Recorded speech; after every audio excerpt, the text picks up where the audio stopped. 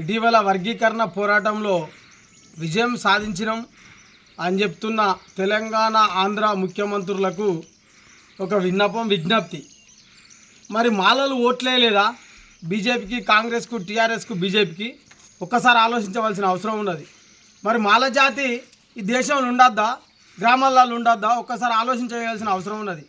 ప్రజాప్రతినిధులు ward number నుంచి మొదలు పెడితే రాజ్యసభ సభ్యుడు మరి కేంద్ర మంత్రుల వరకు ఆలోచించవలసిన అవసరం ఉన్నది.